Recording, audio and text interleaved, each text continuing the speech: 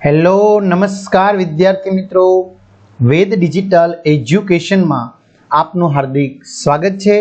આજે આપણે ધોરણ 12 વિષય ગુજરાતી જેનું પ્રકરણ 1 અખિલ બ્રહ્માંડમાં જેનું સ્વાધ્યાય સોલ્યુશન આપણે આ વિડીયોમાં જોવાના છીએ। તો ખાસ વિદ્યાર્થી મિત્રો ચેનલમાં નવા હોય તો ચેનલ સબસ્ક્રાઇબ કરવી, બેલ આઇકન દબાવો, વિડીયો લાઈક કરો, તમારા મિત્રો દોસ્તોને શેર કરો। તો આપણે વાત કરવાની છે અખિલ બ્રહ્માંડમાં એક જ તું શ્રી હરિ, જેમનું સ્વાધ્યાય સોલ્યુશન આપણે આ વિડીયોમાં જોવાના છીએ। તો લઈએ વિદ્યાર્થી મિત્રો પ્રશ્ન 1, નીચેના પ્રશ્નોના એક એક વાક્યમાં ઉત્તર લખો। પહેલું, સમગ્ર બ્રહ્માંડમાં કોણ વ્યાપેલું છે? તો સમગ્ર બ્રહ્માંડમાં શ્રી હરિ એટલે કે પરમાત્મા ઈશ્વર પોતે વ્યાપેલા છે। બીજું, પરમાત્માએ વૈવિધ્યપૂર્ણ સૃષ્ટિનું સર્જન શા માટે કર્યું છે? તો પરમાત્માએ પોતાની રસ વૃત્તિથી અનેક રસ લેવા માટે આ વૈવિધ્યપૂર્ણ સૃષ્ટિનું સર્જન કર્યું છે।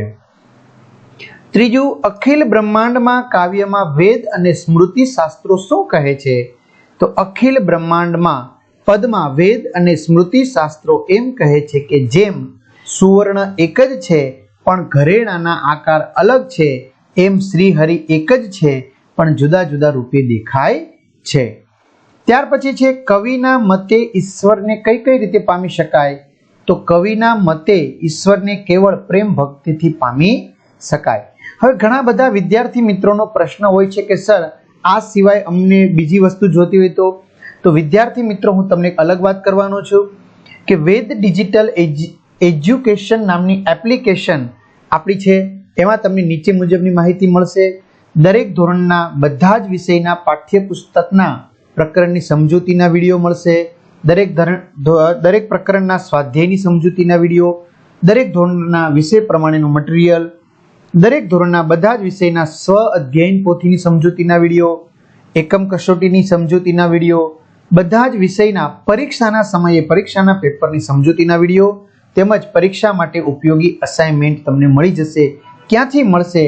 તો આપણી વેદ ડિજિટલ એજ્યુકેશન નામની એપ્લિકેશન છે વિદ્યાર્થી મિત્રો, હાલમાં 2,70,000 થી પણ વધુ વિદ્યાર્થી મિત્રો જોડાયેલા છે।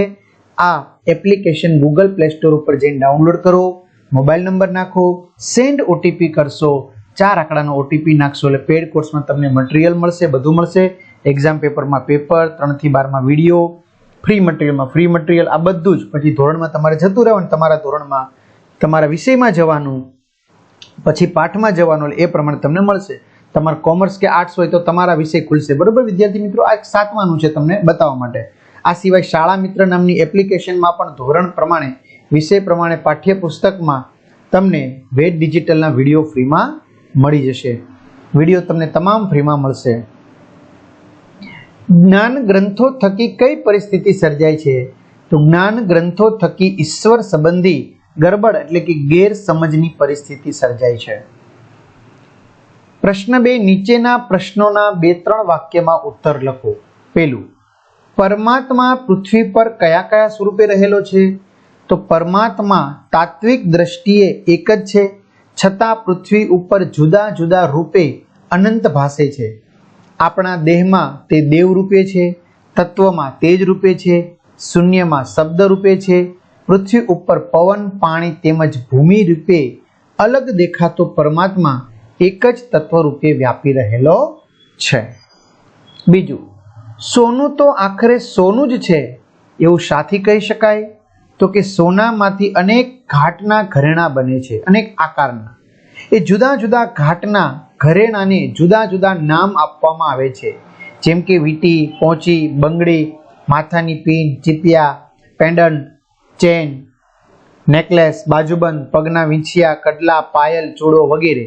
પણ આખરે તો એ સોનાના જ રૂપ છે, એ પરથી કહી શકાય કે સોનું તો આખરે સોનું જ છે। ત્રીજું, બીજ અને વૃક્ષનો કાર્ય કારણ સંબંધ સ્પષ્ટ કરો। તો કારણ એટલે કે નિમિત્ત વગર કાર્ય સંભવી શકે નહીં।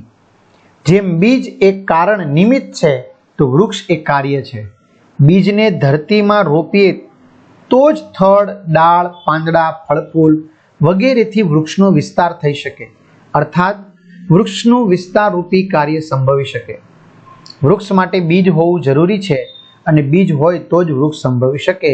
આમ બીજ અને વૃક્ષ વચ્ચે કાર્યકારણનો સંબંધ છે. પ્રશ્ન 3. નીચેના પ્રશ્નોના સવિસ્તર ઉત્તર લખો. પેલું, આ પદમાં નરસિંહ મહેતા પરમ તત્વને સી રીતે સમજાવે છે? તો અખિલ બ્રહ્માંડમાં પદમાં પરમ તત્વને સમજાવતા નરસિંહ મહેતા કહે છે કે સમગ્ર બ્રહ્માંડમાં એક શ્રી હરિ જ સર્વવ્યાપી છે, પરંતુ સૌને એ જુદા જુદા રૂપે દેખાય છે. કવિ કહે છે કે ભૂધરા, હે કૃષ્ણ, તું સર્વવ્યાપી છે. જેમ કે તું પવન તું છે, પાણી તું છે, ભૂમિ તું છે, તું જ આકાશમાં વૃક્ષ થઈને વિસ્તરી રહ્યો છે. તે આવી રસમય વિવિધ રચના કરી છે.